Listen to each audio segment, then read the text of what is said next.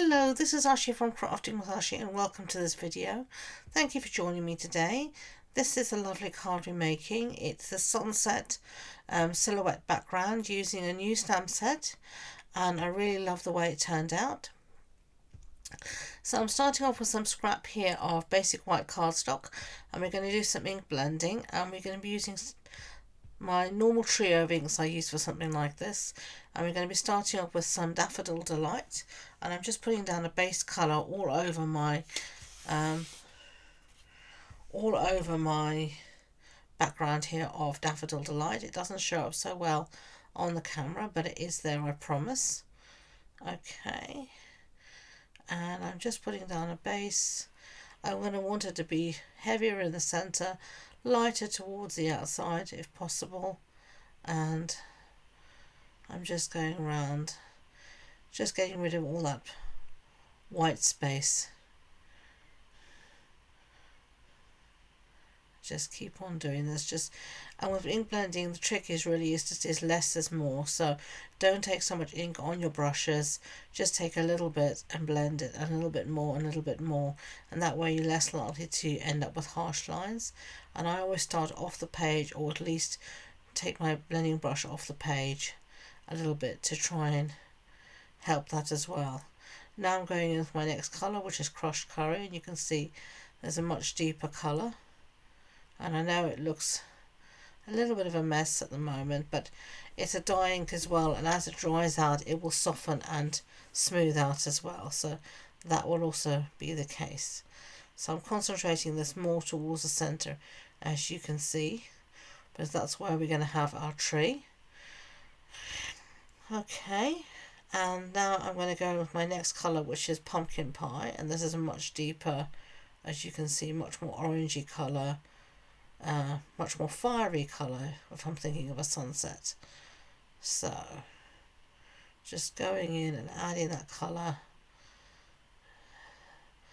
and just keep on blending it. And now I'm going to go back with my crushed curry and blend some of that out so I don't have any harsh lines if at all possible. And just going around the edges here and blending all of that out. And as I said, less is more, so just keep on lighter colour, lighter hand, I should rather say. And I'm just going back to my pumpkin pie because I wanted to really deepen the centre there, and you can see how deep the centre is compared to the rest of it. And that's enough of our ink blending. So now we're going to stamp, and I'm going to use my stamping tool here. And I'll just take my magnets out to hold my cardstock in place. And now we're going to be using the stamp set called Loveliest Tree. Now this reminds me of the very first stamp set I ever bought from Stampin' Up, which was called Lovely as a Tree, and was my favourite. I still have it, and I was so delighted to see this one in the new catalogue. So we're going to place this right slap bang in the centre of our stamped area. And I'm just deciding where I want it to be, where I think it's going to look the best, where it looks even. And then I'm going to stamp here with some Memento Tuxedo Black, or whatever your favourite black ink is. You need something which is going to really show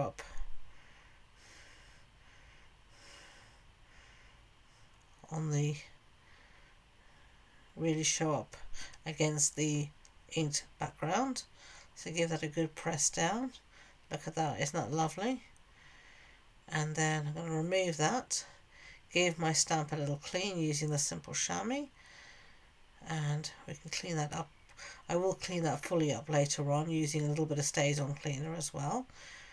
Okay, so now we're going to take our panel here and we're going to cut it down, and I'm basically doing this by eye. I'm just cutting down so that it have an even amount of space on either side of the tree, and it's just, to me, what looks good or what doesn't look good. I'm just doing this, as I said, very much by eye. You can use the whole panel, you can do whatever you want.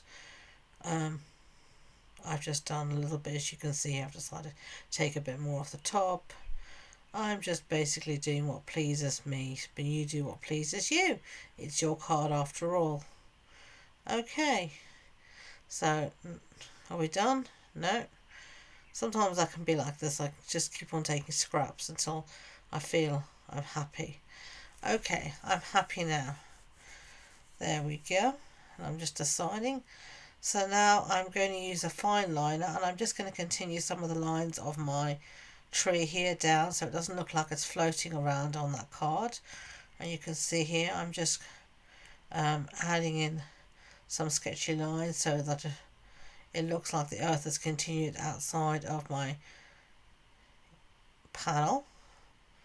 And I'm just using, as I said, just a fine liner. You get that from any art shop or online. You could also use your Stampin' Up marker, though I prefer the fine liner because the ink is permanent and it's not going to move at all. So there we go. Now it looks like my tree isn't floating, and then I'm going to add a few little birds around, just the way we were taught as kids to make little birds, little tick marks. There we go. Now I've got a piece here of basic black, and I'm going to mat my panel onto that. So let's do that. And I think this just really makes it pop because it ties in with the black of the tree and the whole thing just pops. And I'm just going to use my scissors here to cut this out freehand. A long bladed scissors makes it much easier to stay straight than go wiggly. There we go, that'll do me fine. And now we're going to assemble our card. So our card base is thick basic white, it's a standard A6 card base. That's an A4 sheet cut in half and then folded in half. Then I've got a piece here of embossed cardstock that measures 14.35 centimeters by 10, and this has been embossed using the Distress Tile embossing folder, and I've just stuck that down on the front. Now I'm going to add some adhesive foam sheet rather, to the back of my tree panel, and I'm going to stick that down on my card base. And then I'm going to use a few little sequins here just for a little bit of bling, a little bit of shimmer in a few places. I think I'm just going to use just a few, not a lot. There we go. So if you enjoyed this video, I'd be grateful if you'll give it a thumbs up so YouTube know. And if you need any more information, it's all in the description box below. So thank you again, and until next time, enjoy being creative. Bye.